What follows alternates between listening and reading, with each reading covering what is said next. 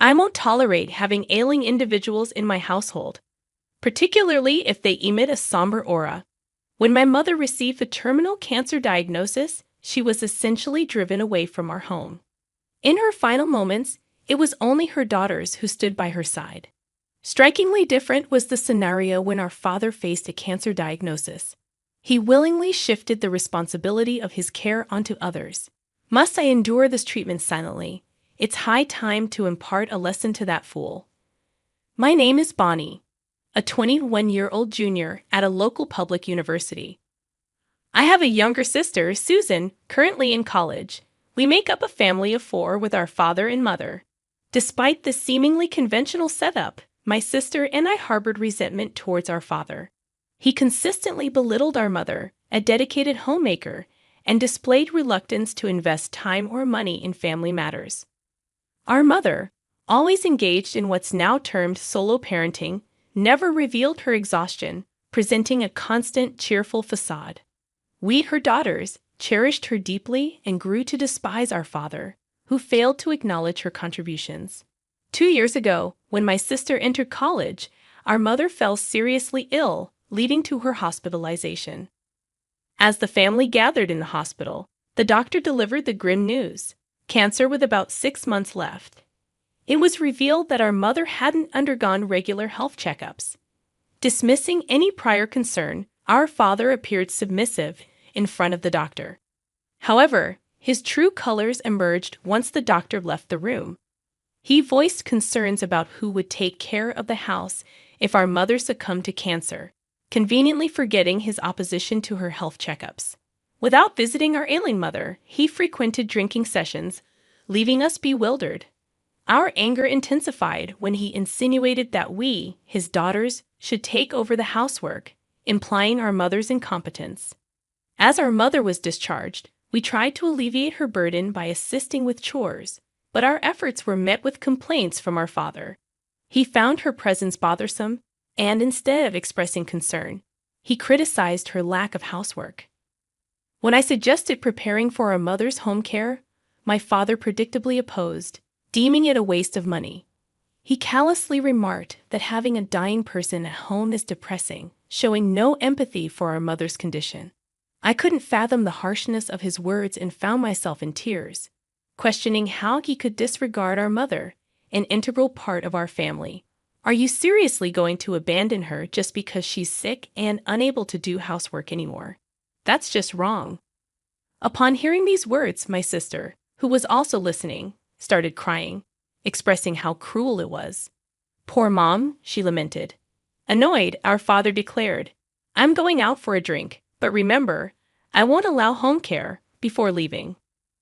Once our father departed, our mother emerged from the back room, apologizing for making us feel bad. She assured us that she would be fine and decided to go to a palliative care center with her savings. Uncle suggested it. It's hard for you and Susan to take care of me, all being students. You've had a hard time. Thank you, she said with a smile, causing my sister and me to cry once again. In the following days, we visited our mother in the palliative care center daily. However, our father never came to visit. Instead, he insisted, do your chores properly.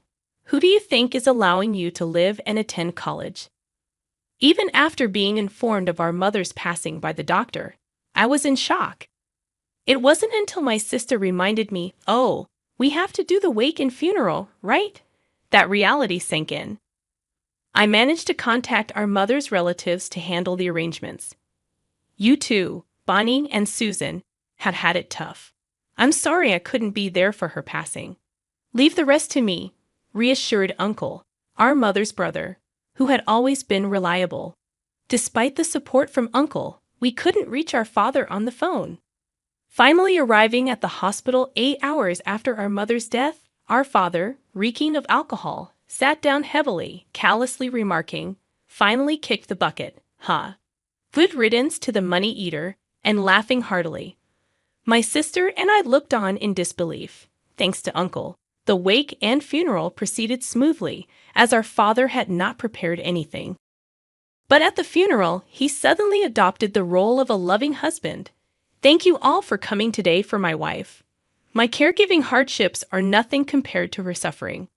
Yes, truly yes. I visited her every day. I considered home care.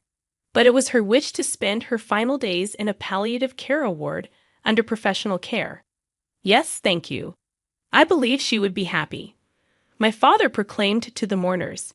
Hearing him speak like this, my sister lunged at him in anger. Wait, Susan, it's Mom's funeral. Don't cause a scene. It would upset her, I cautioned. You're right, but it's so frustrating. He says such things when Mom died. I'm angry too, and I can't forgive him for saying such things, Susan expressed. We looked down, trying hard to suppress our anger. Uncle, our mother's brother, approached us and said, Bonnie, Susan, I heard everything.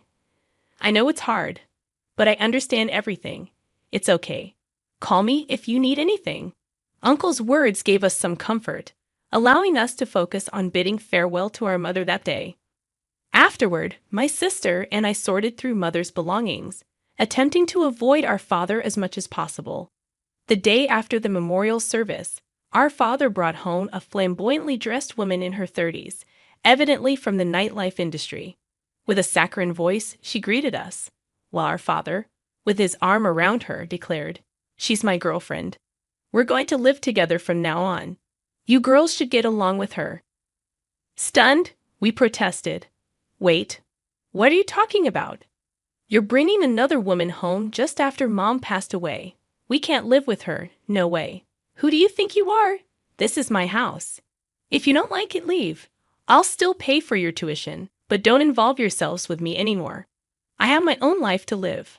I can't stand this anymore, I declared, supporting my crying sister. I returned to our room, took out my smartphone, and dialed Uncle's number. What? He's brought in a new woman now. That man is the scum of the earth. Come to my place. You can come right now. Pack up your things and come over. We swiftly packed our essentials into a suitcase and hailed a taxi ordered through our phones. From the living room, we could hear the high-pitched laughter of Father's girlfriend. You did well to come. It must have been tough. Uncle greeted us warmly upon our arrival. I felt so relieved that I almost cried. You must have had a hard time on such a cold day. Would you like some milk tea? You both should commute to college from here. It's not too far. Thank you so much. We will help out as much as we can. Life at Uncle's house was peaceful, and my sister and I, often reminiscing about our mother, found ourselves thinking less and less about our father. Then one day, I received a call on my phone. Hello, Bonnie, long time no see. Actually, your father is in the final stages of a disease and needs care. Honestly, it's tough for me alone, and I have my own job. The voice on the other end said, he said to ask Bonnie and Susan for help. You're worried about your dad, right? We were told by our father not to involve ourselves with him anymore. I ended the call shortly, but the girlfriend kept calling daily after that. Bonnie, he's angry, saying have they forgotten the favor of being supported by me. Unable to bear it, I consulted with Uncle. That fool, he really is beyond redemption. It's about time to tell him the truth, Uncle sighed as he spoke.